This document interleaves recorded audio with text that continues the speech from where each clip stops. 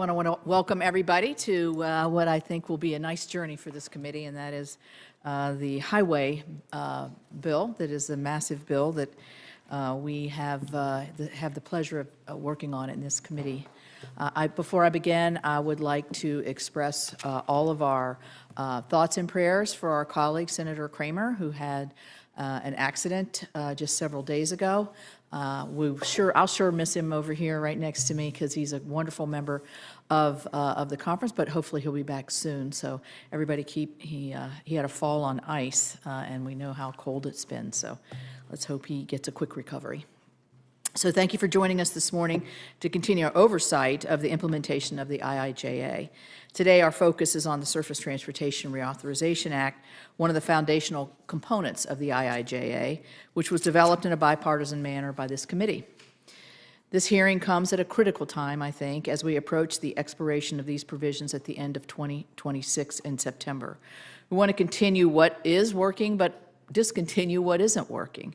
Since the law's enactment on November 15th, 2021, transportation stakeholders have been delivering on its promise, but at times experiencing some challenges.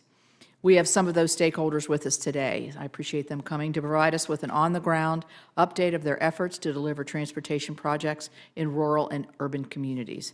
On the positive side, the federal highway formula programs received approximately 90% of the funding in the IIJA, which was something that I strongly supported. This funding has provided states with the certainty and with the flexible project eligibilities to address the transportation needs of Americans across the country. In my home state of West Virginia, that formula funding is upgrading and modernizing our roads and bridges, which will connect our communities to job and economic opportunities. I also championed common sense provisions aimed at accelerating projects so that communities are not stuck waiting to realize the safety and reliability benefits that they will bring. As an example, the IIJA codified the one federal decision policy, which should expedite the environmental review process for certain projects by setting a 2-year goal for those reviews and allowing the use of a single coordinated process to develop an environmental document.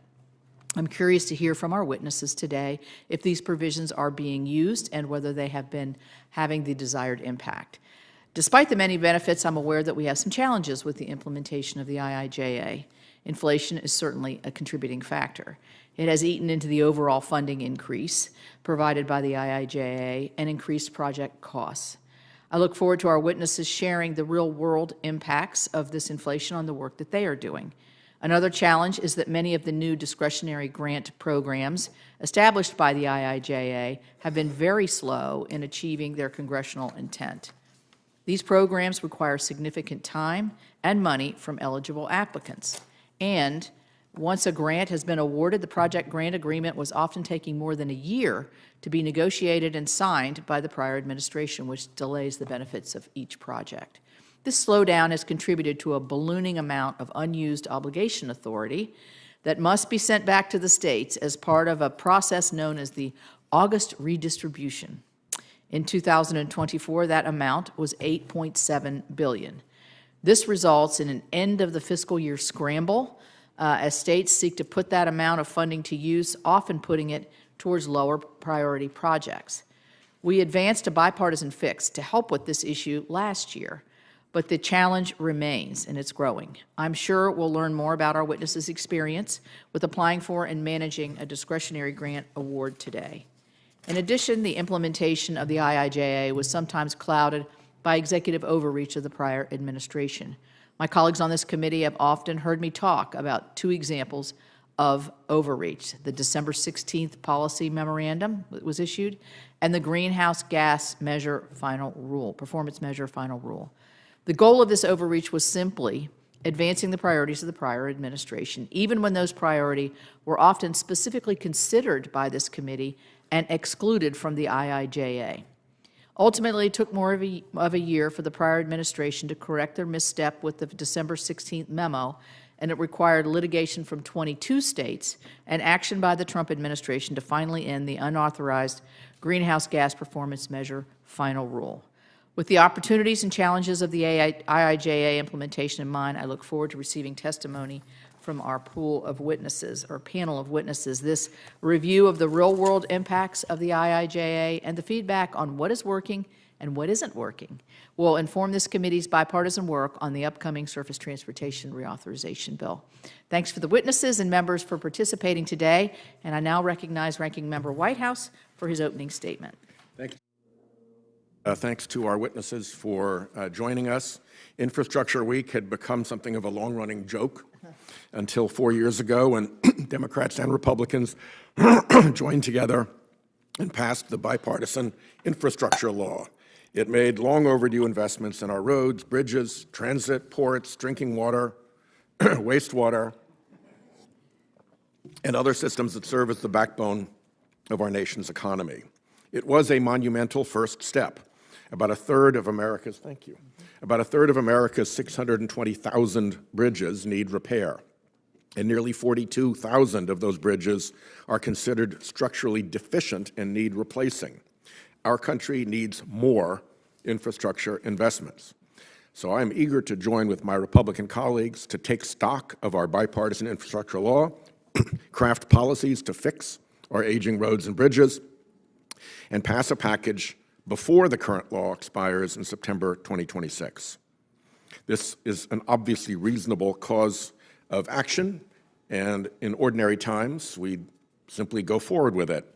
Unfortunately, we have a president who claims powers to himself outside the constitutional order, even when the law says plainly otherwise.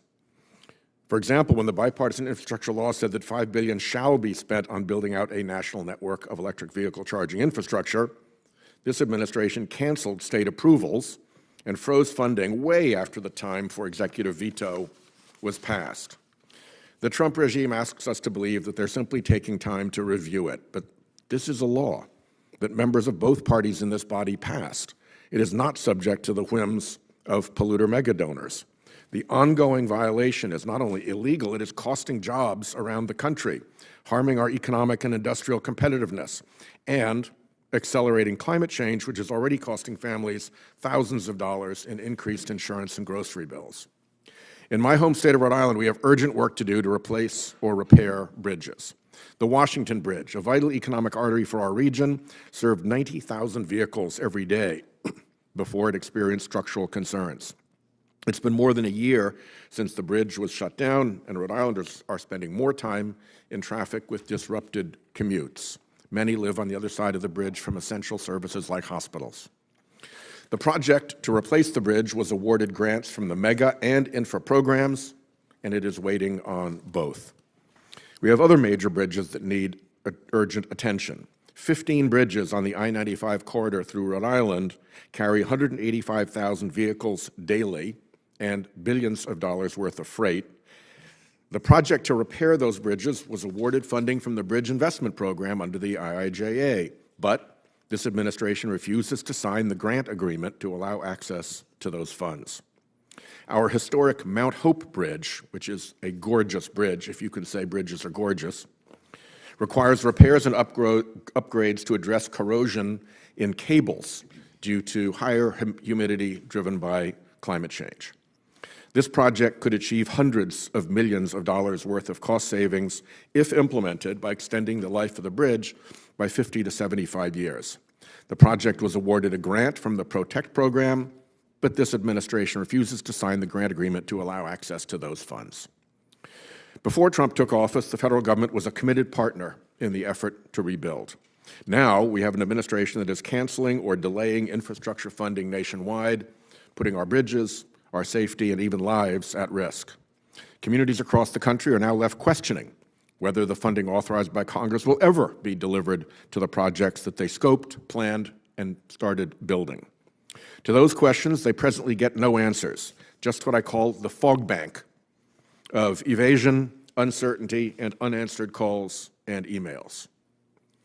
There's some new ideas out there, too. The Department of Transportation says you now need a high marriage rate and a high birth rate to qualify for funding for transportation projects. Republican colleagues on the committee from Ohio, West Virginia, and Wyoming won't do well under this directive. The Department of Transportation also plans to unilaterally amend the general terms and conditions of existing grant agreements to impose ideological preferences. Well, when a state or local government signs a contract with the federal government for an infrastructure project, they expect and they rely on the federal government to honor its contractual obligation. They do not expect to receive a notice telling them that the signed contract has been unilaterally canceled or paused or abrogated or changed by the federal government. This kind of uncertainty keeps shovels from ever touching the ground. The historic bipartisan infrastructure law is the law. We have a lot of good, serious bipartisan work to do to write the next surface transportation reauthorization. I speak for all of us on our side when I say we're ready to roll up our sleeves, get to it, and pass the next authorization. Together. But it will be pointless unless and until this administration respects Article 1 of the Constitution and its own obligation under Article 2 to faithfully execute the law. It is Article 1 for a reason. Our founders did not want to recreate a monarchy. We were to have co-equal branches of government with checks and balances, not rubber stamps. And first among those co-equal branches is the legislative branch, Congress, us. Until our existing laws are respected, the work that we as a committee and as a Congress put into writing new laws will cease to matter. It is time to stand up for the American people and for our democracy and end this nonsense. Thank you, Chairman. Thank you, Senator Whitehouse. And I will now turn to our witnesses for their opening statements. Our first witness is Russell McMurry, Commissioner at the Georgia Department of Transportation. Mr. McMurray is testifying this morning on behalf of American Association of State Highway and Transportation Officials, known as AASHTO. As Commissioner of Georgia DOT, Mr. McMurray leads a staff of over 5,000 and has an operating budget above $5 billion. I now recognize Mr. McMurray and thank him for coming. Thank you, Chair Capito and Ranking Member Whitehouse and committee members for this opportunity. As stated, I'm Russell McMurray, the Commissioner of the Georgia Department of Transportation, representing AASHTO, which consists of the 50 state DOTs, Puerto Rico, and the District of Columbia. The video playing today highlights many successes resulting from the IIJA in Georgia, from maintenance to large capital projects. At Georgia DOT, we recognize that mobility of people and freight safely and efficiently is more than just about projects. It's about our quality of life, and it's about our economy. The IIJA's federal surface transportation funding has absolutely been vital to every state DOT to safely move people and goods. GDOT relies on the core federal programs to deliver projects from across a very diverse state, from our coast to our mountains, and from rural Georgia, where agribusiness is our #1 economy, to metro Atlanta with over 6 million people and growing. The core IIJA formula programs give states funding certainty to properly plan and deliver for the future. Federal funding is a foundational investment, vital for every state for state of good repair of our nation's highways and bridges. In Georgia, about 80% of our capital maintenance program is from the IIJA formula programs and 90% federal investment for bridge rehabilitation and bridge replacements. In addition to the foundational investments, IIJA has supported major capital projects like shown on this video. 2 of those projects are on the top 100 freight bottlenecks in the nation list and have a combined cost of $3.2 billion. Funding was made possible in a large part by the IIJA funding and also using a design-build finance contracting method. So just 2 bottleneck projects in Georgia consume 2 years of our total federal funding. I'm sure your state has a freight bottleneck somewhere that needs some work. It's great to see these large projects in the video, but I like to remind people that a rural bridge may have a significant economic impact as well. If a farmer can't get crops to market efficiently due to a load-restricted or a closed bridge, that's an impact on the farmer's bottom line. Every state has needs when it comes to bridges and structures, and a core program like the Surface Transportation Block Grant Program and the Bridge Formula Program added by the IIJA has been especially helpful in replacing rural bridges. Continued federal investment in the nation's bridges is very important because bridges are just like us. They're getting older every day, and the older I get, the more ailments I have. IIJA increased funding levels for the Highway Safety Improvement Program by 30%. This critical investment is helping states to reduce fatalities on our nation's roadways and provide flexibility we've taken advantage of in Georgia, especially for safety education programs. We partner with private organizations like We Are Teachers to develop age-appropriate K-12 curriculum that's approved by the Department of Education in Georgia, and Let's See 43, a nonprofit focused on eliminating driver distraction in high school students through safe driving summits. In my written testimony, I've shared additional examples of the many IIJA successes, but I've shared some challenges as well, like cost increases. When it comes to funding from the IIJA, I love to quote the Charles Dickens classic, "It's the best of times, it's the worst of times." Best of times for funding, the worst of times due to cost increases. Georgia, like most every state, has experienced significant cost increases that have eroded the buying power of what was intended from the IIJA. In Georgia, we've seen 60% increase in bridge cost, 66% increase in resurfacing cost, and over 115% increase in widening type projects. Other challenges result from so many discretionary programs, with 29 of them just at federal highway alone.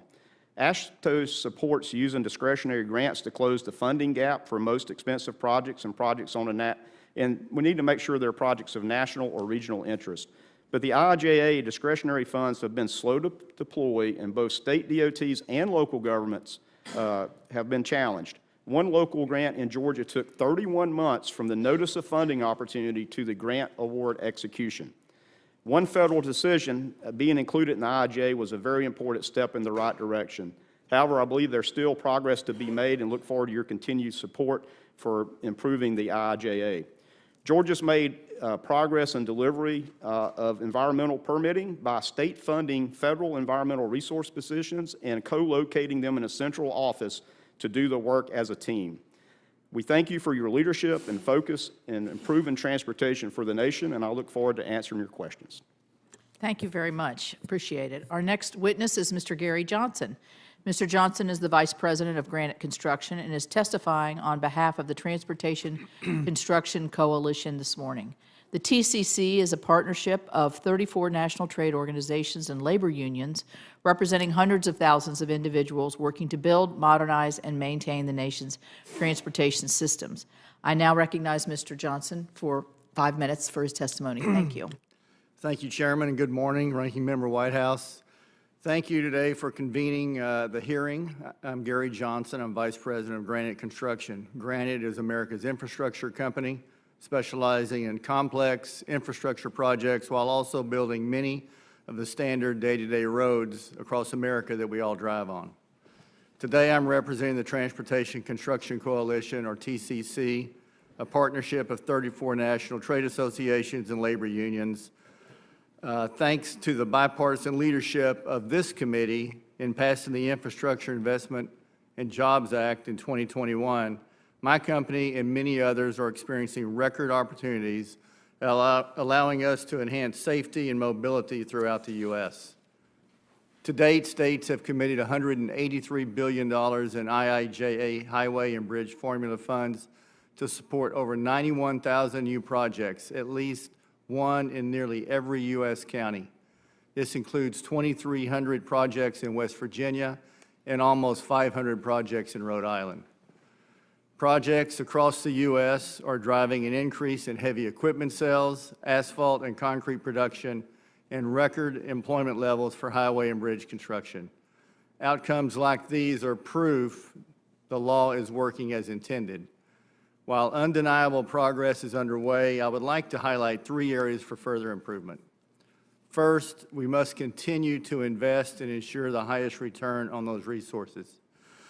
While IIJA was a much-needed course correction after years of status quo federal investment, delivering the surface transportation network our nation deserves and needs is not just a 5-year endeavor.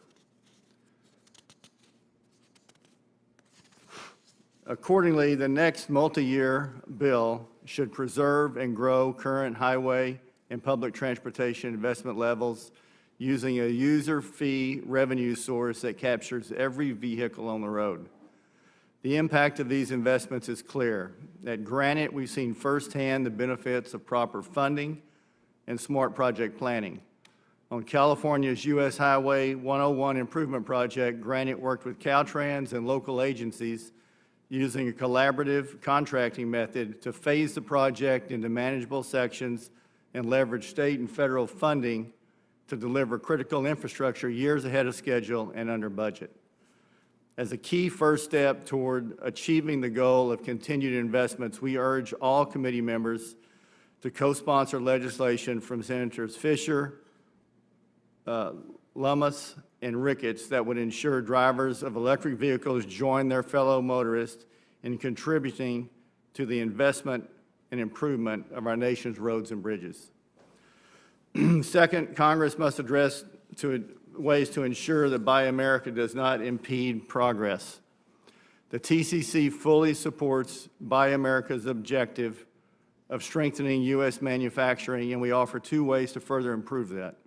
First, to prevent disruption in pavement product markets, the TCC encourages Congress to preserve the exemption for aggregates and paving materials that was included in the IIJA. All areas of the country do not have local access to all the aggregate, cement, and asphalt binder needed for the paving jobs, and it must be imported from outside the U.S. The TCC urges transparency and certainty in the waiver process. Federal agencies should develop a publicly accessible database of available Buy America compliant materials and products to provide stakeholders with procurement options up front. The FHA recently announced a rollback of its general waiver for manufactured products, making this recommendation extremely timely. As an example, one state Department of Transportation took 14 months to receive a waiver for a submersible pump when two other states received approval for the exact same product in a much shorter period of time. There needs to be consistency. Finally, our employees are our greatest asset, and they need support through additional legislation to go home safe every day. In 2022, there were 96,000 work zone crashes, 37,000 injuries, and almost 1,000 fatalities. The IIJA made important investments in work zone safety, like enhancing the Highway Safety Improvement Program and supporting the use of intelligent transportation systems. The next highway bill should incentivize states to go further in implementing strict enforcement measures. I thank the committee for the opportunity to testify today. I encourage each of you and your staff to talk to a contractor in your state or a trade association and go visit a job in your state. Talk to the men and women that are actually doing the work on the grade and get their input. Thank you. Thank you, Mr. Johnson. I've done that, and I'll do it again. Good. It's always a very great visit. Our final witness this morning is Michael Carroll, President of the National Association of City Transportation Officials and Deputy Managing Director of the Office of Transportation and Infrastructure Systems for the City of Philadelphia. How in the world do you say all that? In this role, he coordinates and sets the policy direction for critical functions, including the city's Department of Streets. His oversight includes infrastructure systems that are made up of more than 2,575 miles of street and 320 bridge structures. I now recognize Mr. Carroll for 5 minutes for his opening statement. Thank you for coming. Thank you. Good morning, Chairman Capito, Ranking Member Whitehouse, and members of the committee. I am Mike Carroll, and I serve as President of the National Association of City Transportation Officials and am Deputy Managing Director for the Office of Transportation and Infrastructure in the City of Philadelphia. We oversee the delivery of capital infrastructure projects in coordination with our Streets Department and the Pennsylvania Department of Transportation, we call PennDOT. The federal funding support through the Infrastructure Investment and Jobs Act is a lifeline to overcome decades of neglect in infrastructure, safety, and economic opportunity for communities with real needs. Philadelphia's Chinatown Stitch Planning Grant, for example, under the Reconnecting Communities pilot program, reconnects a working-class Philadelphia community that was split in half by construction of I-676, known locally as the Vine Street Expressway. The Safe Streets and Roads for All Awards, another example, improves transportation infrastructure along the roads that contribute disproportionately to deaths and serious injuries and deliver essential pedestrian and bicycle safety education in 40 Philadelphia schools. Our partnership with PennDOT is a good model for the rest of the country. Our state and federal partners acknowledge the city is closer to the people we all serve and that we are all committed to in giving effective public service and faithfully implementing the laws and policies regardless of who enacted them. IIJA discretionary programs enable local government partners to extend the capacity of state DOTs. Our PennDOT partners have even argued for direct funding to the city because they can take the burden off of PennDOT. Any future transportation bill should consider new paths for direct funding to keep decision-making as close to the people as possible. People who live and work in Philadelphia see IIJA's results.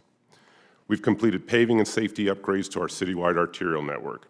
We've completed repairs and reopened the Montgomery Avenue Bridge over the Northeast Corridor rail lines. We expect our MLK Bridge serving the Central Business District to open later this year.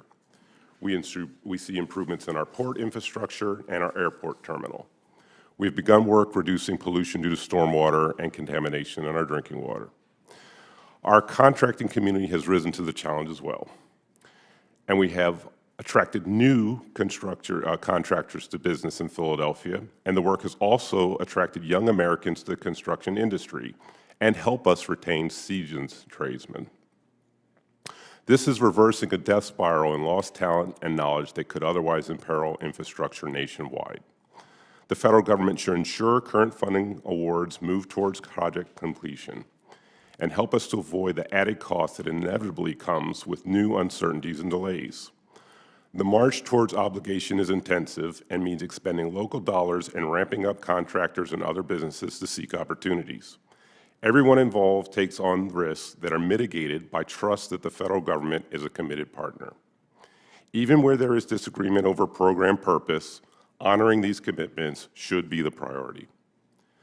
When the PROTECT program is targeted for the use of certain words, awards like the projects for the Bells Mills Bridge and the Green Valley Bridges over the Wissahickon Creek become at risk.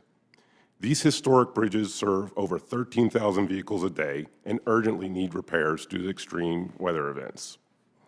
Like other residents in other cities, Philadelphians want effective government that produces results.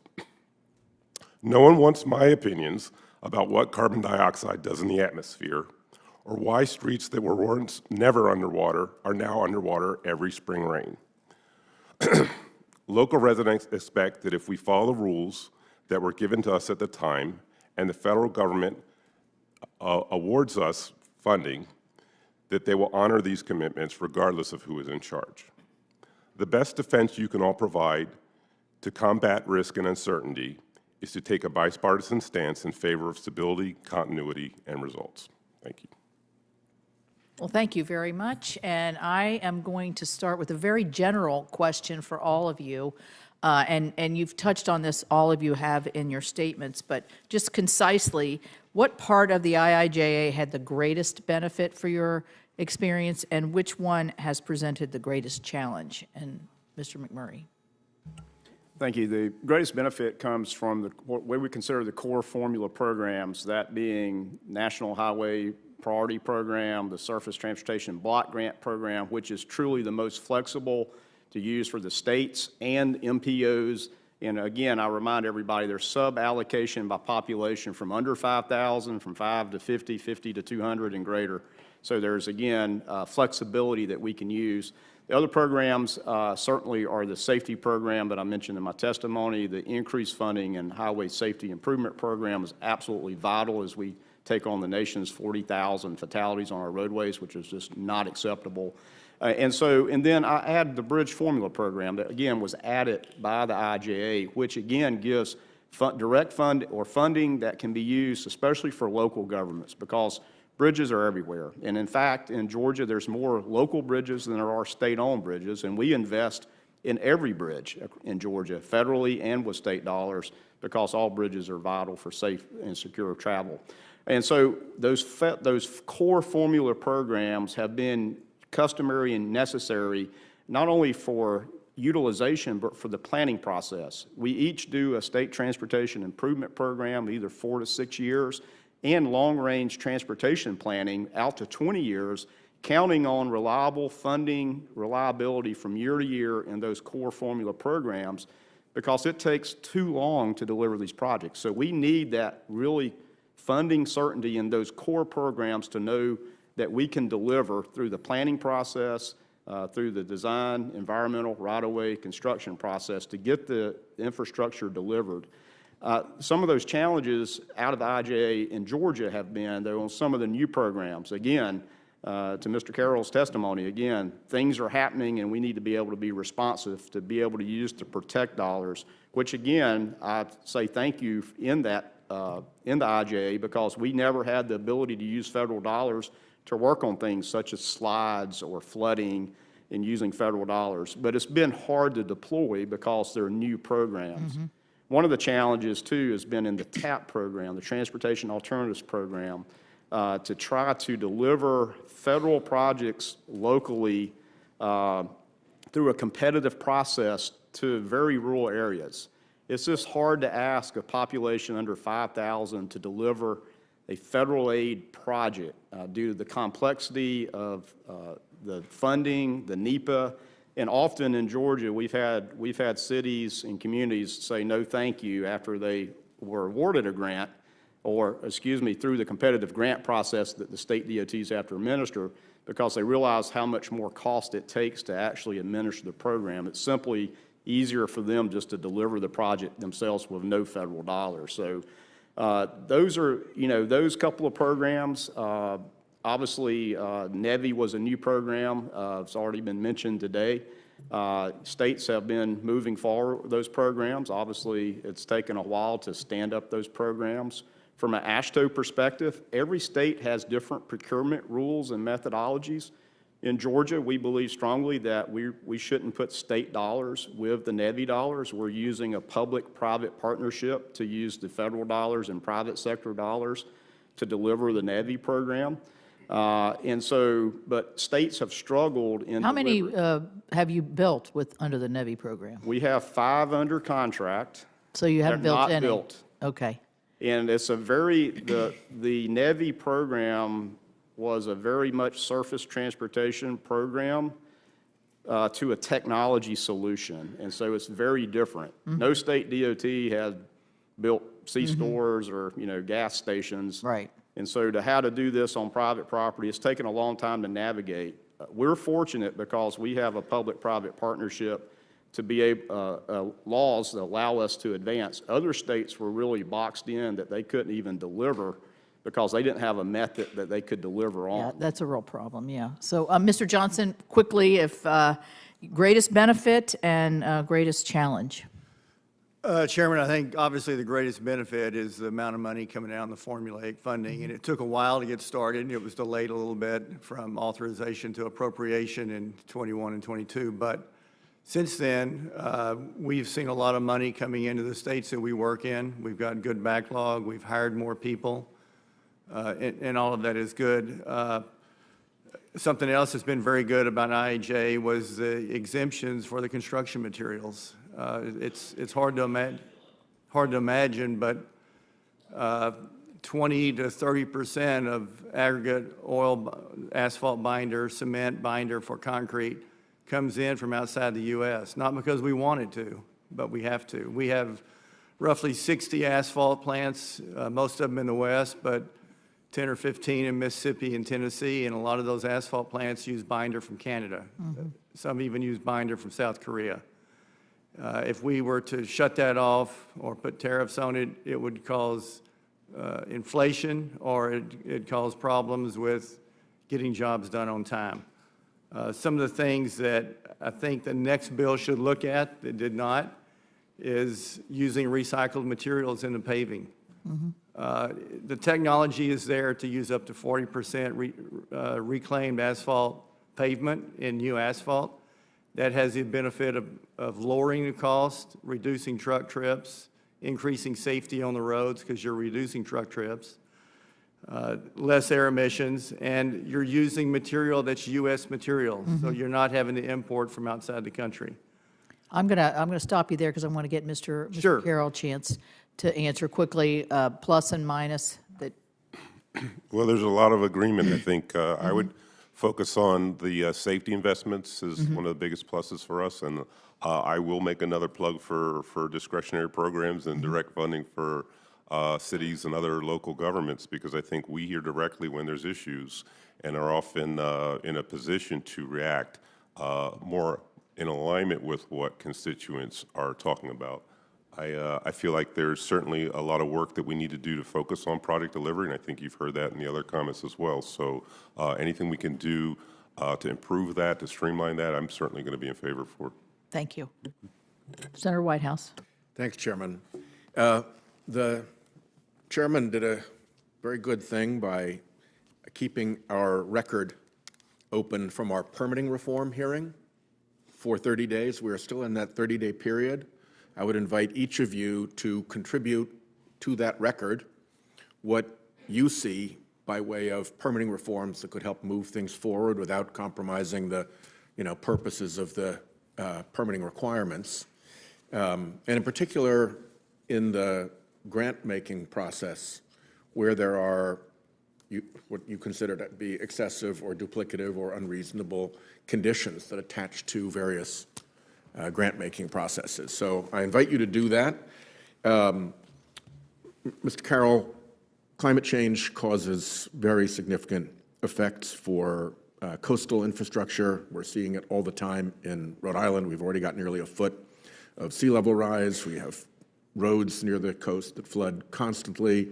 We're also seeing riparian flooding from rainbursts that is dramatically changing the way that communities have to respond in their infrastructure planning. What are the dangers where engineers, planners, designers, and construction firms are forbidden to discuss and predict climate effects? Well, we need to plan so that we can build things effectively. So I would say anything that feels like a restriction in pursuing the work of understanding the impacts on our infrastructure and our communities is going to be a danger not just to good infrastructure, but to the people who live and work in communities themselves. Yeah.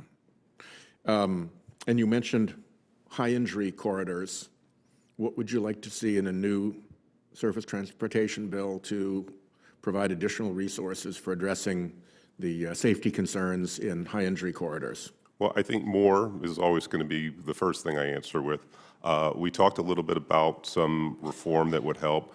If we're making improvements which are focused on pedestrian movements in particular, I think it should be pretty straightforward to get environmental clearance, and sometimes it's not as straightforward as it should be. And so a lot of work could go into making a straight path or categorical exclusion, something that's more like a checklist, which takes maybe months to process instead of a process that can drag on for years.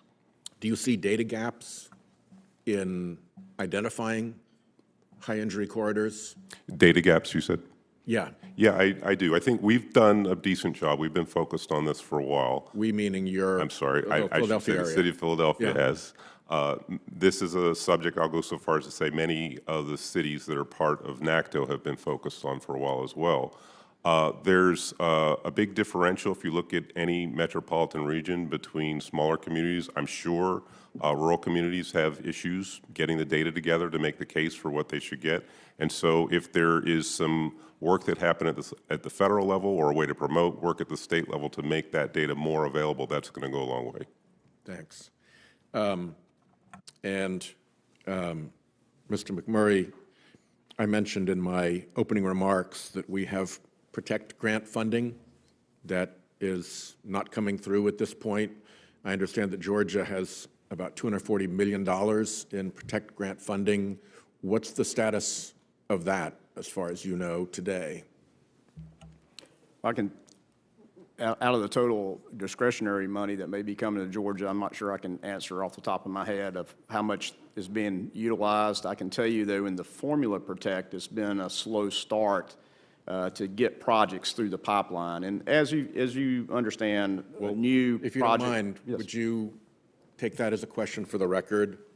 I'm just interested in the status today of the Georgia Protect grant funding and whether it's cleared to go, whether you still need grant agreement signed, what its status is, its process status is on the way towards being able to embark on those projects. So if you do that for the record, I'd appreciate it. Will do. The reason I asked that question, Madam Chair, is because what I believe I'm seeing in the wake of the court order that has instructed the Trump administration to end frozen funds in certain areas and to come into compliance with the court's decision about illegal freezes is what I call the fog bank technique, where the official won't say, no, we're not going to do that. I will make myself a target for violation of the court order.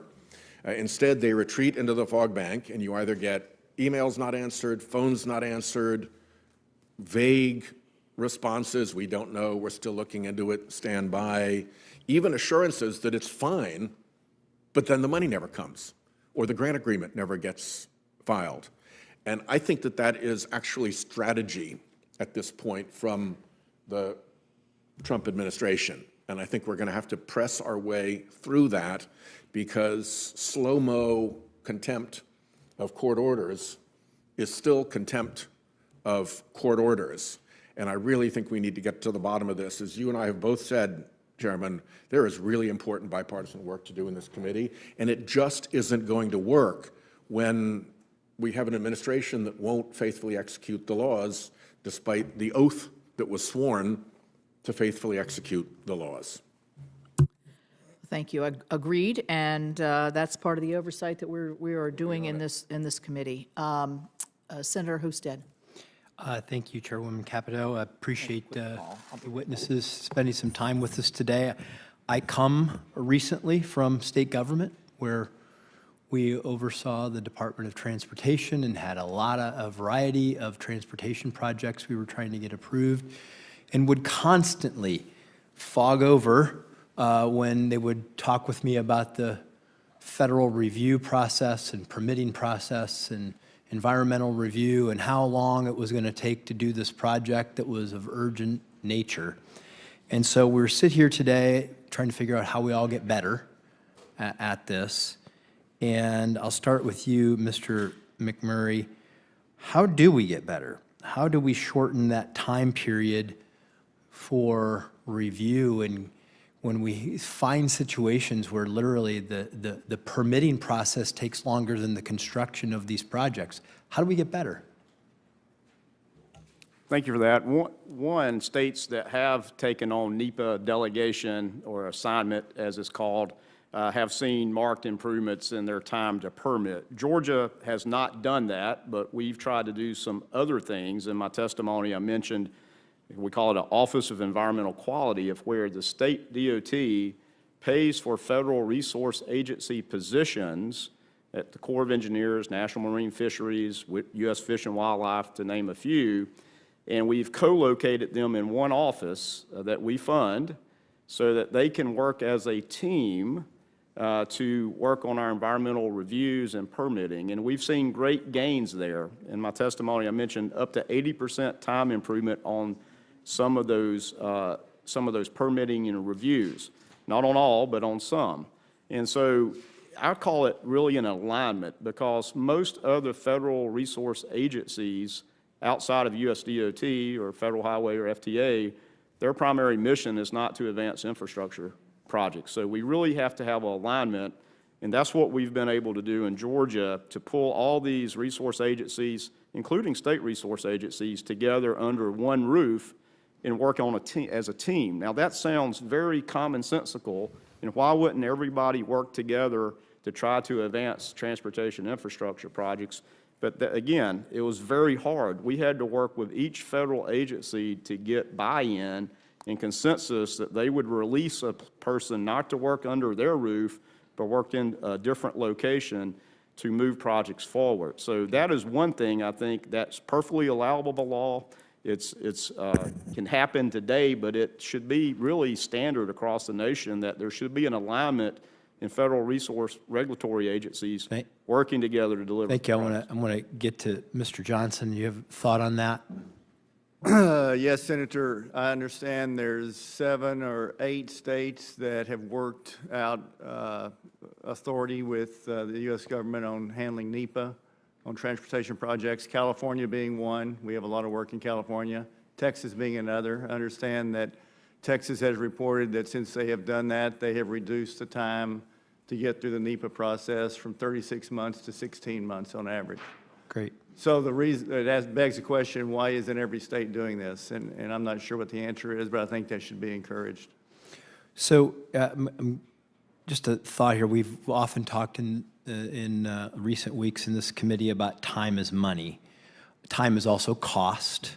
As inflation affects the timeline of projects, it drives up the cost. But time is also lives. On a lot of projects, if you delay when there are severe traffic issues, it leads to more accidents and takes a toll on human life. And I'm getting to Philadelphia and Pennsylvania. I know that the I-95 bridge collapse occurred, and in literally 12 days, you were able to fix it. So it's possible to do these things when we have relief from regulations. And I'm just curious if anyone has any thoughts on this. When we have traffic projects that are literally holding up lives, instead of an emergency declaration, could we have, or an emergency waiver, could we have an urgency waiver?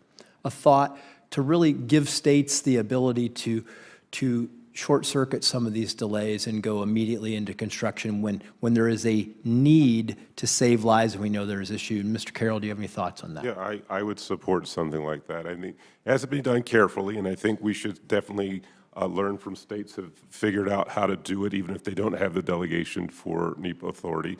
So if we can all agree there's a process that works, we should just certify that process and do it. We should get it done. And that speaks even to what I mentioned before. There's certain types of projects which we can be pretty comfortable aren't going to create large environmental impacts. They're small in scale. You know, they have a big impact at the intersection or the road segment that they take place, but they're not going to create a situation where there's a cascade of environmental impacts that justify a lot of delay. So I certainly support something like that. Great, thank you. Senator Merkley. Thank you very much, Madam Chairman, and thank you all for bringing your expertise to the discussion here in the Senate. I'm going to start, Mr. Carroll, with you. I have a long list of the major infrastructure projects in Oregon that have benefited from our infrastructure bill. But a lot of them, as I went through the list, the grant agreements were signed, but money had not been obligated, or the grant agreements are still under negotiation. And there's just a tremendous amount of concern that this current administration's funding freeze is going to slow everything down. And every time things slow down, the costs go up. And that is so frustrating, because if the costs go up and now you have an additional gap, how are you going to fill that in? And also the uncertainty about really starting to a project where the entire vision is now on shaky ground given uncertainty. From your point of view, has this funding pause created uncertainty or delays that will potentially increase the cost of projects? Yes, I'm very worried about that. I've taken note of Senator Whitehouse's comments. You know, we've had a lot of experience in the last few weeks trying to get our calls answered, trying to get our emails answered. Everyone, I think, is doing the best they can to make sure that we understand what's going on. We just spoke about some of the risk of uncertainty just coming from the normal permitting process, and if we're determined to fix that, I think it doesn't make a lot of sense to add to risk and uncertainty by, you know, creating situations where we're not really even clear what the rules are anymore. So why does the administration think it's in the nation's interest to increase the cost of our transportation projects? No, I can't speak to that, but I would like for these types of decisions to be based on some case that we can all sort of process and understand. So a different piece of this puzzle is the permitting process, and you just mentioned it. And often environmental permits have to be processed, and we're seeing a huge slashing of the staff at the Environmental Protection Agency, which will have a pretty significant impact on the ability to process those permits. And then the Department of Transportation, there's a lot of planning personnel who have been retired or laid off. And so aren't these personnel cuts going to also increase delays for our transportation infrastructure? I'm worried that they will.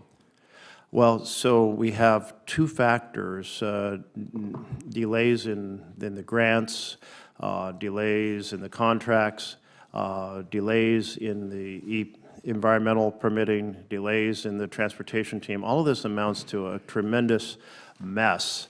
In what possible way does this make America better? Again, I'm not familiar with what the case is for these decisions, so I can't really speak to that. All right, well, I can say that I can't find anybody in Oregon who feels like there's a single thing that is better about this.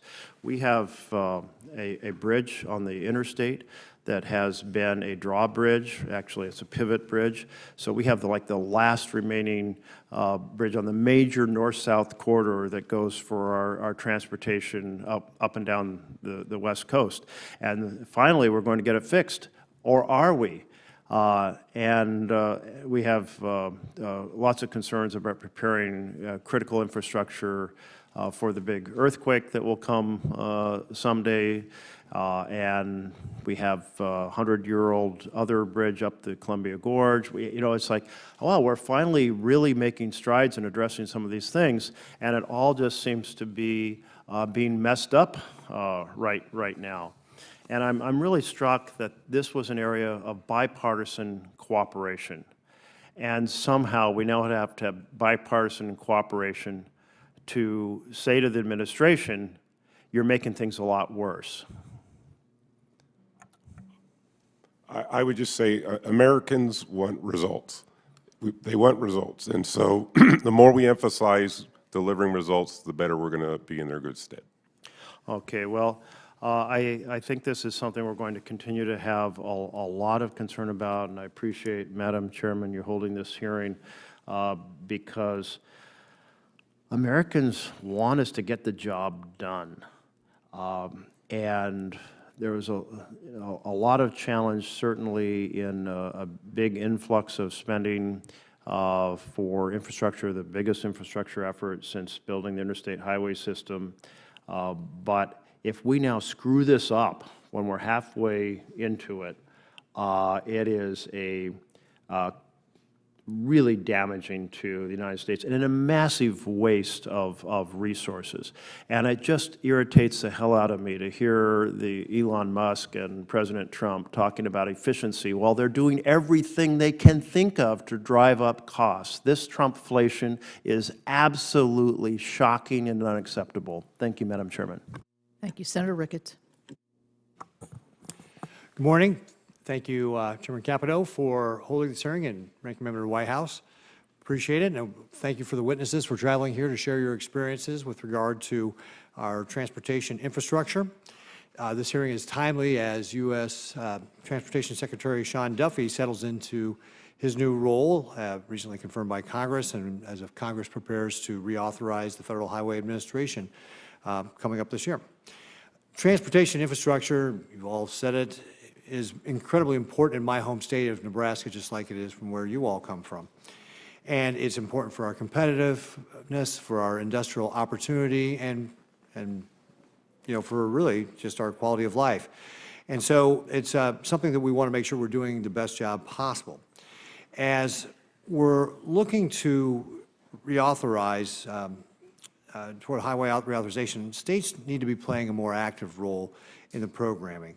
I'm biased because I was a former governor, and I believe that we ought to allow states, and Mr. Carroll, you even mentioned this, that people locally are going to be able to have a better connection with what is needed locally.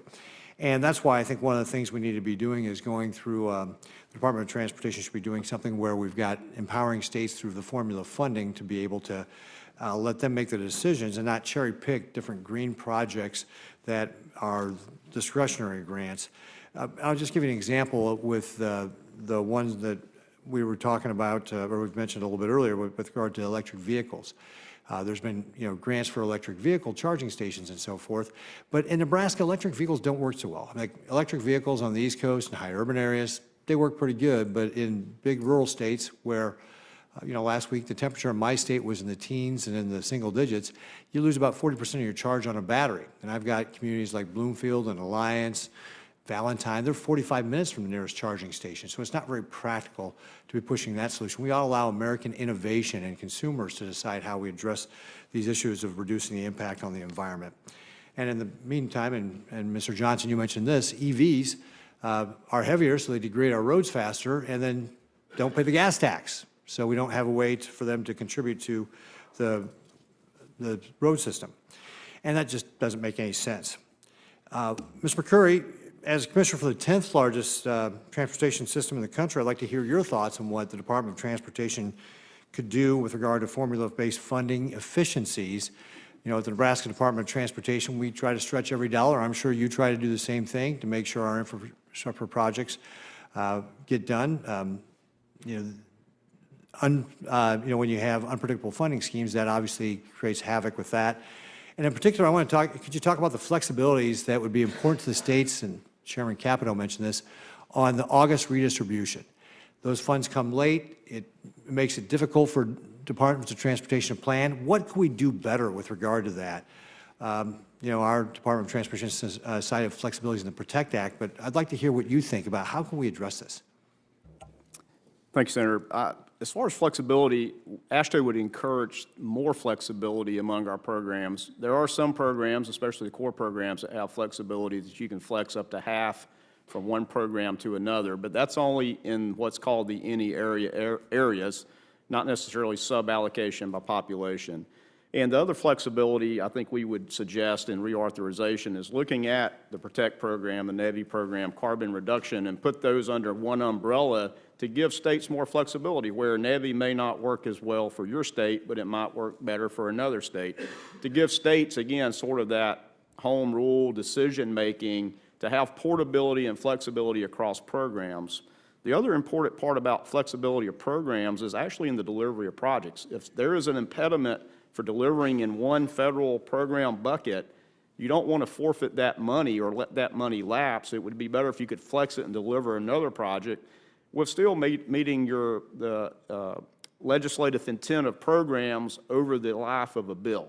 So if we could look at sort of the top line of funding by federal program over the life of a transportation bill and make sure that states are spending the money in those categories over the life of the bill, but give us portability year to year to deliver so we can deliver the right project at the right time. As it relates to August redistribution, a very complicated process, and we thank you for the word of bill that started to address this large number that has risen because of not using the allocated funding predominantly from discretionary programs. It is a very hard thing for states to do, to pull down this high level of August redistribution. You have to have enough carryover balance from prior years to pull it down. We've got to solve this. We appreciate Section 120 in the Transportation HUD in the FY25 appropriations. That could be a big solution to this, to give those allocated programs basically 4 years to obligate the money instead of having this huge rollover balance that makes poor planning. We have to deploy those dollars within 5 days, which means you have to have projects ready to go very quickly to use those dollars. Yeah. And Chairman, may I just real quickly with Mr. Johnson, you mentioned NEPA and other states doing it. Nebraska is one of those states that has started this process. One of the things our Department of Transportation says is that waiving sovereign immunity to implement NEPA compliance at the state level is a very heavy lift. Just quickly, in your opinion, what amendments to federal laws are required to quickly construct infrastructure while maintaining high environmental standards, and specifically around taking on the NEPA requirements? Senator, I'm sorry, I'm not sure I understand the question.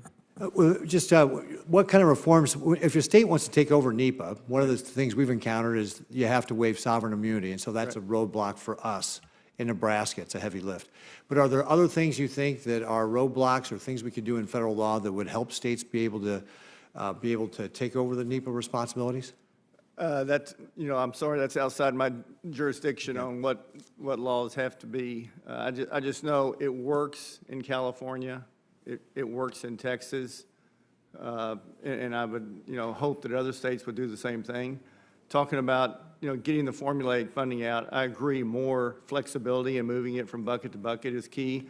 But something else I think the federal government should look at in the next bill is the interstate highway system is very, very important for moving freight. And freight gets bottled up in areas. There's areas where we need to increase capacity and not just maintain roads. 30 years ago, 50% of the formulaic funding went to new capacity. Now only 20% does.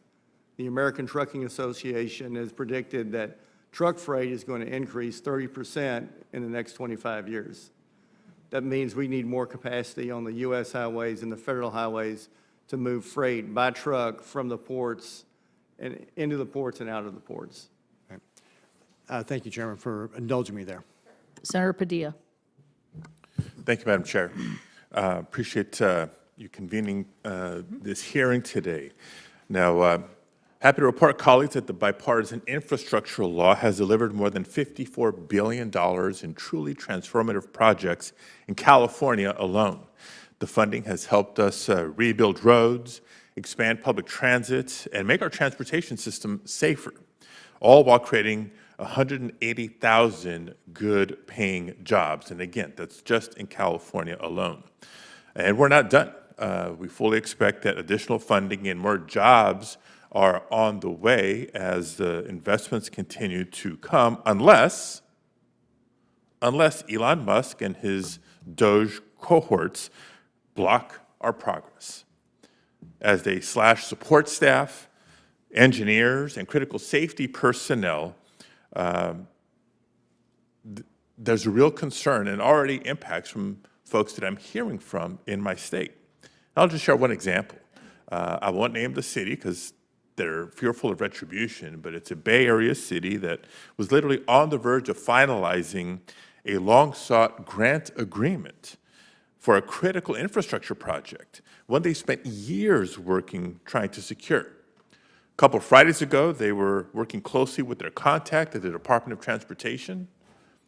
By the following Monday, that DOT staff member was gone. And the department's been completely unresponsive since. And so they're wondering back home, what's next? Are we ever going to see this money? When? Because the more we wait, as we all know, time is money. Another program I'm especially proud of, the Clean School Bus Program, is also in jeopardy. As the chairwoman knows, this initiative not only benefits school districts across the country, but also fuels domestic manufacturing, including a major facility in West Virginia. So the chaos is having real consequences for cities, for school districts, and for manufacturers alike. Now, on top of the challenges that it just went through, last month the Department of Transportation published an order that prioritizes funding for communities with high marriage and birth rates. I know Senator Whitehouse touched on this earlier. And it demands cooperation with federal immigration enforcement. That's new for DOT. It also calls on DOT staff to unilaterally amend existing grant agreements that have already been negotiated and signed, entered into, what we considered legally binding, right? That's been our practice when it comes to infrastructure funding. So my first question is this for Mr. Carroll. What infrastructure projects or programs would be affected if your city and state were to suddenly lose federal transportation funds that have been committed, even if the loss was just temporary? What's the impact? Well, I mean, as far as I can tell, it's the whole spectrum that could be impacted. You know, we focus quite a bit on improvements of safety and state of good repair. We're an old city. We've got a lot of old infrastructure, and I think we've all talked about that so far today, that, you know, we can't wait. These things aren't going to fix themselves. They need to be fixed, and they need to be planned for so that those repairs take place. And a lot of work has gone into getting to where we are right now. And so we need to maintain progress. And what's worrisome is that, you know, when we have to bring in the services of folks who look at these agreements and, you know, get the sign-offs from our own law department, from the Commonwealth of Pennsylvania's attorneys, and then again from attorneys at, you know, the federal level, that could take years, and sometimes it does take, many months to get anything that even looks like, a hint of where we're going. And so when you get to the finish line and you've communicated with constituents, you've communicated with contractors, you've communicated with people who are seeking employment, that there's something coming, just wait, we're going to get going. We're going to see some real on-the-ground things you can touch and feel, and then it stops, and there's no explanation for it. It's nerve-wracking. So it sounds like it's been disruptive. Yes. And forget frustrating, it's becoming costly for taxpayers, right? Another program I wanted to touch on, the Infrastructure and Jobs Act created the Charging and Fueling Infrastructure Grant Program, which has awarded $1.8 billion to recipients in nearly every state to support the increasingly popular zero-emission vehicles. Now, this funding was appropriated by Congress and mandated in statute, and yet the Trump administration has blatantly ignored the law, freezing funding for the program, again, leaving grant awardees in the dark. Mr. Carroll, the city of Philadelphia has been awarded $20 million for these particular grants, this category of grants. Can you talk about the importance of getting these grant agreements finalized with the funding and what the funding would mean for your city? Yes, so just, again, we have started training electricians. We badly need electricians, and this is something that really is wind at the back of bringing new people into the industry.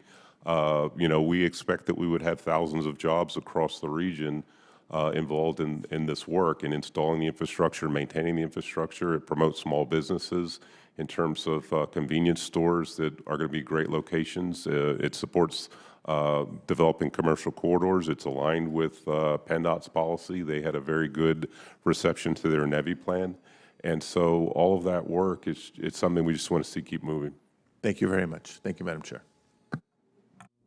Thank you. Senator Blunt Rochester.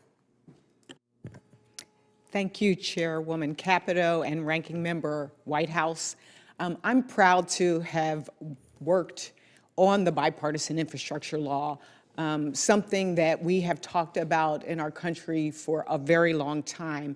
And as you've heard from others, I too am deeply concerned about the Trump administration's freezing of federal funding and mass firings and the real life impact that will have on these critical projects for our communities, states, and across the country. In my state of Delaware, I even did a bridge tour. Literally, while we were streaming live, I took folks from DelDOT. The engineers took me to different bridges. We looked under the bridge. One was 80 years old. And really just to show people what the real life impact is on their everyday life. So for me, we can't afford to go backwards. Programs like the Rebuilding American Infrastructure with Sustainability and Equity Grant Program, also known as the RAISE program, or the Reconnecting Communities program, which I helped co-author, will help communities be safer, have more accessibility, and ensure that we have a strong economy. And so my first question is for you, Mr. McMurry. In January of this year, my state was awarded $13 million in RAISE grant funding that will go towards modernizing a 58-year-old bridge on State Road, the State Route 9. It will make it safer. And then we were also awarded $12 million to help save lives, to make our roads and our streets more safe for our cyclists and pedestrians. Following up on Senator Merkley's question, with your experience as Commissioner of the Georgia Department of Transportation, what are the effects of the uncertainty, this uncertainty that we're seeing with funding freezes and higher firings of federal employees as we're trying to accomplish these projects? Thank you, and you have a great DOT at DelDOT, by the way. We sure do. Listen, AASHTO totally supports that we need to move forward with everything. If there's a grant agreement in place, that we do. AASHTO believes that is a contract. Same in Georgia. If we have a grant agreement in place, we're counting on moving forward. And I hate to use this analogy, but I believe we can fly the airplane while we're still building it and working on it or tweaking it. So let's keep things moving. It's just that important to our nation's economy. Not to pause. And I use this example as, we as DOTs have been playing by the rules, The rules may be changing, but let's keep playing the game, for another bad analogy. But we need to move those forward. I've got a rural bridge that we received a grant from, a rural grant to grade separate over a railroad. The train blocks the town. Yeah. And so we're over a year from the grant award, and we still don't have a grant executed while we're designing and buying the property. But that's important because we're counting on that grant to get this community so they're not cut off when the train blocks the town. Right, yeah, one of the bridges I was on connects to the Dover Air Force Base. I mean, these are really vital. Can you talk also about the impact on employment of these freezes and the funding freezes? How does that affect employment? I personally can't speak, or on behalf of AASHTO, speak of what that may or may not mean. I haven't seen that play out just yet, so, you know, a little early for us to tell in Georgia what that impact may or may not be. I can tell you as former Secretary of Labor, it means that you stop with putting shovels on the ground. That means people aren't working. That also is the connections to our economy. I'm going to shift to you, Mr. Carroll. The Reconnecting Communities Grant Program through DOT focuses on righting communities harmed by past transportation decisions and also about eliminating barriers to mobility and economic development. Some of these policies started in the 1950s. I had the opportunity to ride with Representative Dwight Evans on Amtrak from Delaware to Philadelphia to meet with residents and community members who have been trying to tackle this. And can you talk about, from your experience, some of the benefits of these projects on communities and what impacts the freezes would have, real terms, real life terms? Well, in my testimony, I talked about our Chinatown Stitch project, which is right in the middle of our center city. And that project, I think, you know, it's going to repair a community that was literally split in half by the Vine Street Expressway. And, you know, from a regional transportation perspective, that expressway is essential to making the city work, making, you know, the 9 counties, both in New Jersey and Pennsylvania, accessible to each other. So it definitely something that needed to happen, but the way it happened really created a lot of harm in that community. And we have a chance not just to fix that because, you know, we want to be good, but because we can really start to generate a lot of energy, a lot of economic activity. You know, we see people are really getting interested in investing in that community. And so this is a chance to get the benefit that we're here to do, to make America strong, to make our community strong, to get people to work and make things, you know, that stand up the test of time. Thank you so much, and I yield back. Senator Kelly. Thank you, Madam Chair. And thank you, all of you, for being here today for this very important hearing. And I'm glad we are getting to discuss the how to best implement the bipartisan infrastructure law. Before that, though, I want to ask a rather simple question just to make me feel better. So, Mr. Carroll, did Russia invade Ukraine? Yes, Russia invaded Ukraine. Thank you. I appreciate that. I did not get that answer yesterday in a hearing in another committee. I just want to make sure this isn't contagious. So one of the flagship programs we created in the law was the Bridge Improvement Program. And it did some really rather simple, non-controversial things, which is funding the repairs to failing bridges. And Mr. McMurry, I'm going to ask you the same question here. That program was created following all of the best practices that our witnesses here mentioned, that you guys mentioned in your testimony. The majority of the funding is allocated to the states through a formula program to focus on pressing needs. And then for the projects that fall through the cracks, there is a discretionary grant program that's available. And the program was successful. In December, the Department of Transportation announced that more than 11,400 bridges are being repaired thanks to that program. And when bridges aren't repaired, they can fail and people can die. Now, one of these projects is in northern Arizona on Interstate 40. And it repairs 4 bridges that were built back in 1963 that don't meet current safety standards. These bridges provide access to the capital of the Navajo Nation. They also form the backbone of the trade corridor that leads to the ports of Los Angeles and Long Beach. Yet, for the last 36 days now, this project has been halted due to the Trump administration's funding freeze.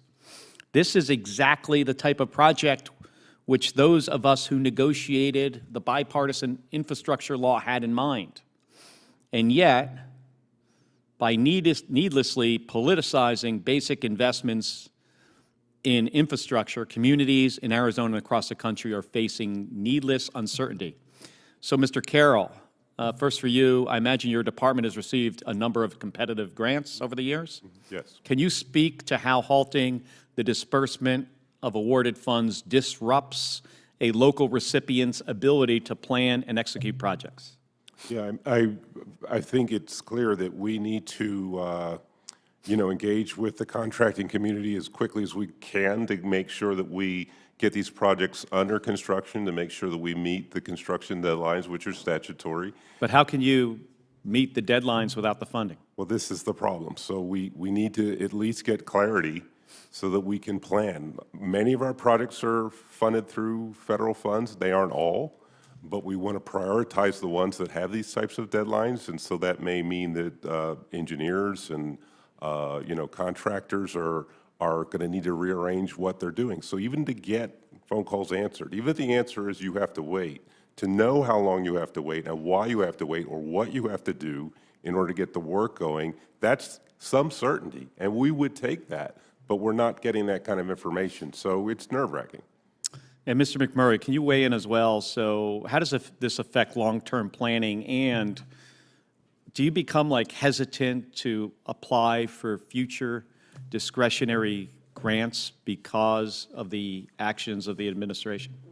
Well, first, I go back to the grant agreements, and thank you for this leadership from this committee on the bridge investment program for both large and small, because these kind of programs are very necessary for large bridges, often crossing state lines, to have the ability for states to compete, to be able to pull down dollars where it would be such a budget impact to one state or the other to try to do a bi-state crossing. So going back, again, AASHTO supports and Georgia supports any grant agreement that's been executed. We feel that it needs to move forward now, and the Bridge Investment Program is a great example of foundational investment for infrastructure. And do you have any of these projects that you know of that have been cut off of funding? I don't. We, South Carolina and Georgia jointly have a bridge investment grant for planning, again, for crossing the state line on Interstate I-85. And we're in the planning stages of that, so we haven't got to the construction phase. All right. Thank you. Thank you, Madam Chair.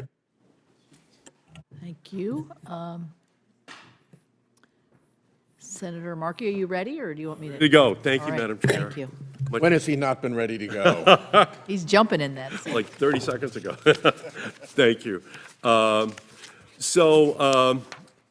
bipartisan infrastructure law unlocked the historic funding to rebuild America's infrastructure. In Massachusetts, we're using the funds to replace the aging Cape Cod bridges. We're expanding passenger rail, and we're modernizing our transit systems like the MBTA. By providing 5 years of funds, the bipartisan infrastructure law gave states and localities a feeling of certainty that the federal resources needed to deliver critical infrastructure investments would come through. Unfortunately, the Trump administration smashed that surety and sold out our cities and towns. When Trump's Department of Transportation announced it was freezing unobligated funds with the intent to cut off funds for projects related to climate or working on behalf of disadvantaged communities, it unleashed uncertainty on our communities. Communities in my state are telling me that grant applications for typically dependable formula funds have slowed to a crawl. They tell me they can't find contractors for basic work like repairing a transit facility's roof because the contractors fear that they won't be paid. That makes a lot of sense. Uncertainty. They tell me they're worried about receiving funds for critical road safety projects because the project will help disadvantaged communities that Trump wants to leave behind.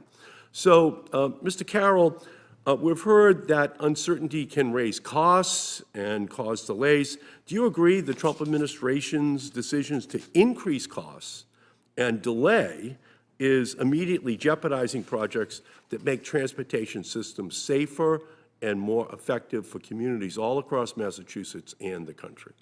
As I've said, I have a lot of concern that those risks are out there. It will raise costs for our projects. So I thank you for that. I agree. Unfortunately, where Congress and the Biden administration provided funding, the Trump administration can offer only uncertainty.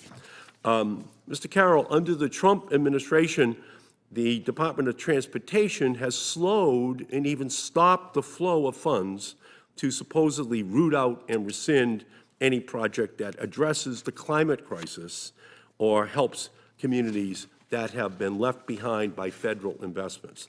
So let's unpack what a, quote, climate project or a, quote, equity project actually looks like. Mr. Carroll, please answer yes or no. Would a project to repair a bridge providing better connectivity between communities provide equity benefits? I believe it would, yes. Could a project to improve signaling for subways, enhancing their on-time performance and making the transit system more reliable for their residents, simultaneously provide climate benefits? I believe it would, yes. Could a project that makes a busy roadway safer for pedestrians provide equity benefits? Yes. Well, thank you, because it's clear to me that these projects are not only reasonable, but are also much needed in red and blue states alike. DOT's decision to undermine these projects is not only unnecessary and unlawful, it's also going to be very, very unpopular, especially if they tie it to DEI as the rationale for stopping or slowing vital transportation projects that benefit the entire community. And the bipartisan infrastructure law provided historic funding for passenger rail. In Massachusetts, we're receiving critical funds to finally fulfill our dream of regular passenger rail between western and eastern parts of the state. Mr. McMurry, Georgia has also received several federal grants to expand passenger rail in your state. So, Mr. McMurray, do you agree that we must continue to provide robust funding to expand passenger rail? Thank you, Senator. Yes, AASHTO's position is under reauthorization, we need to continue the same levels at what was previously authorized. Thank you. And that's why last Congress I introduced the All Aboard Act, which would revolutionize America's rail system. The bill would double down on the bipartisan infrastructure law's historic funding for passenger rail and ensure that the states which have undertaken ambitious rail projects, like Georgia and Massachusetts, have the funds they need in order to deliver these projects right on time. And I look forward to working with all of my colleagues to ensure that projects in red and blue states, north, south, east, and west, get the funding which they were promised. Thank you, Madam Chair. Thank you. Senator Brooks. Thank you so much, Madam Chair. The EPW committee has a long tradition of negotiating and passing bipartisan infrastructure legislation, which is one of the reasons that I was so interested in joining this committee.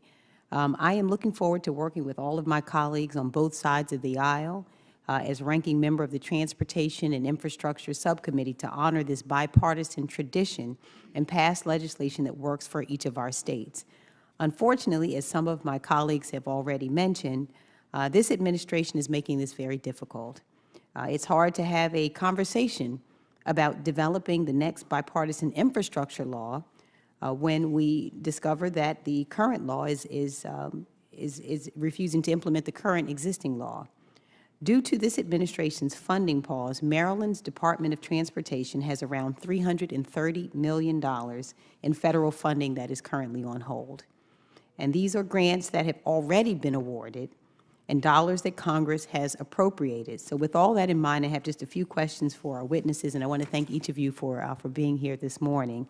Last week, the Department of Transportation changed the statewide Transportation Improvement Program, STIP, a project amendment approval process. And the department is now requiring projects that were previously approved by the Federal Highway Administration Division offices in each state to instead be approved by the General Counsel in the Secretary's office. We've heard a lot in this committee about this need to cut red tape and streamline processes to expedite project delivery and lower costs. And so with that, I ask Mr. McMurry and Mr. Carroll, do you believe that sending STIP approvals through the Office of the Secretary will lower your project cost and help deliver projects faster? Thank you, Senator. We certainly, from AASHTO and from a Georgia point of view, we certainly want to see STIP modifications and amendments to move forward very quickly. And so I think that's important, again, is that these are a process. This is a federal process that is longstanding, that we've all worked through to properly plan, working with MPOs like with Philadelphia, City of Atlanta, all our 15 other MPOs we have around the state. This is a process for TIP amendments, for STIP amendments, and we think it should move forward as it has traditionally has. Okay. And so if this new process creates, and I don't know whether... I concur fully with Mr. McMurry. Thank you. And so if this new process creates a bottleneck and slows projects down, how will these delays affect project outcomes? So in Georgia, we actually have a TIP amendment for the Atlanta MPO that's moving forward now. So we're going to see if there is a true slowdown in delivery of that approval process. But if it is slowed, then there could be projects that we're not able to advance because Federal Highway does not have the approval that we can push the button in the system to get the contract authorization necessary for us to bid a job. And in Georgia, I have to have the contract fully encumbered with all the money when I bid a project. So I'm not going to bid a project until I know that the money is in place and that it's been authorized. So, okay, again, and in your experience, however, you acknowledge that this new process is one that could add delays. You prefer the traditional process. We're going to see how this goes. But yes, it could, and we're optimistic that it won't. Okay. Now, the reality is this administration is not actually concerned about efficiencies. The Department of Transportation is adding an unnecessary layer of review for STIP amendments at the same time that it's slashing our federal workforce, the very civil servants who could help projects on the ground in our states faster, who could help get projects on the ground faster. So, Mr. McMurry, in your experience, is it normal for the Federal Highway Administration to abruptly halt a bridge project in the middle of construction just because there was a change in administration? It has not been my experience that that's happened. What about a resurfacing project? The same.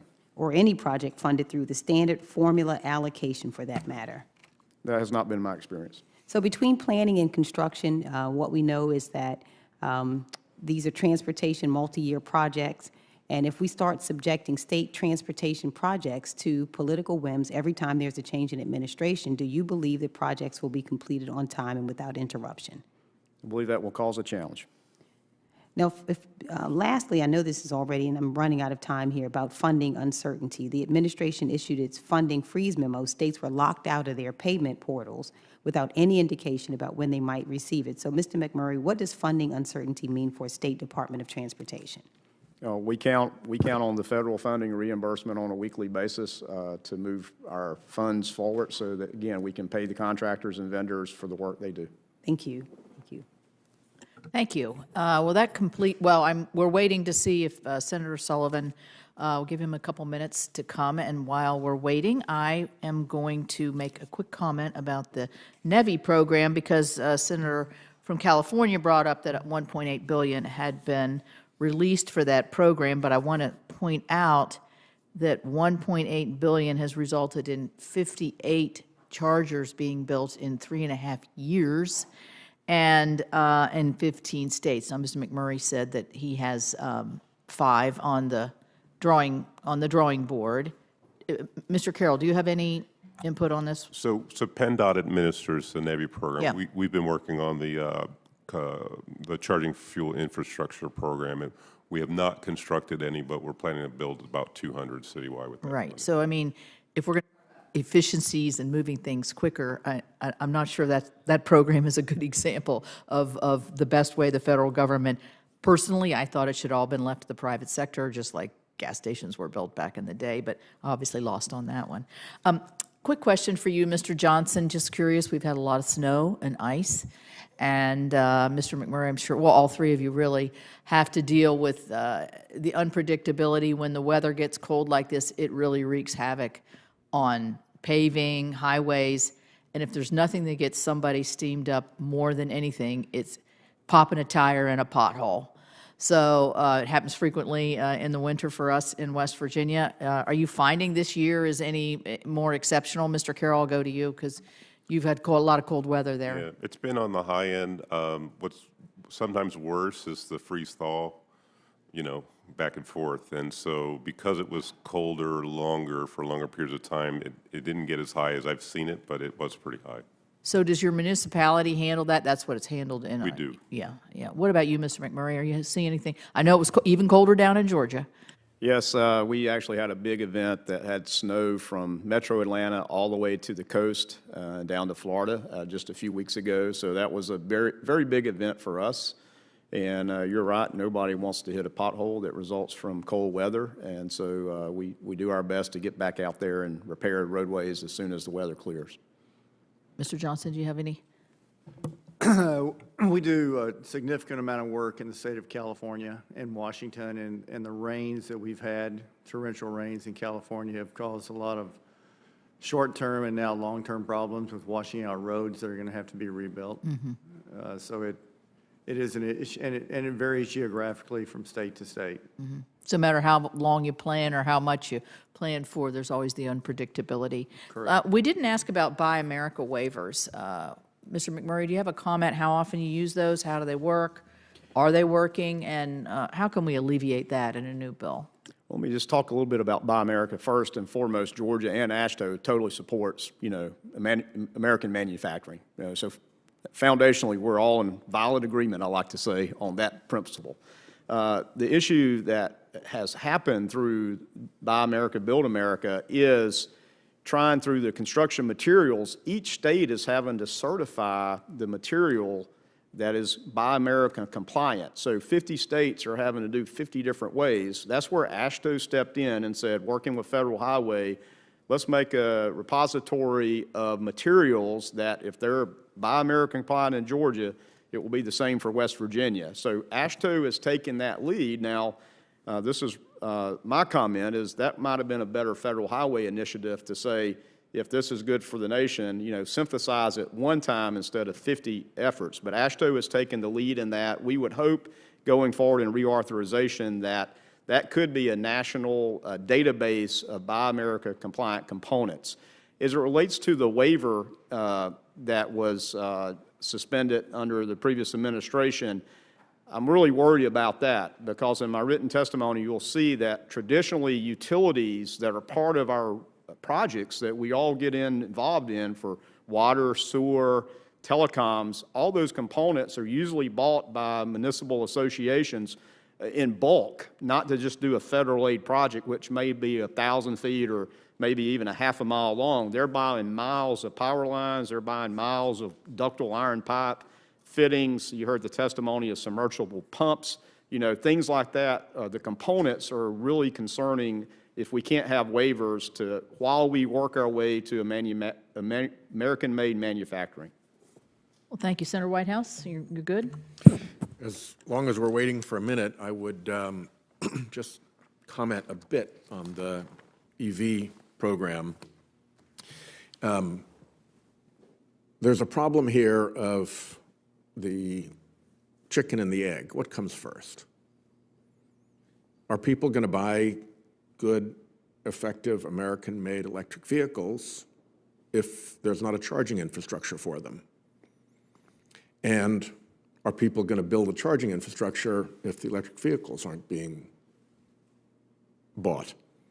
So to step into that freeze and drive infrastructure, which is what the charging stations are, the same way that you would build roads, the same way you'd build other things that the government does, makes perfect sense at breaking that chicken-egg logjam of a new technology that is trying to emerge, to me at least.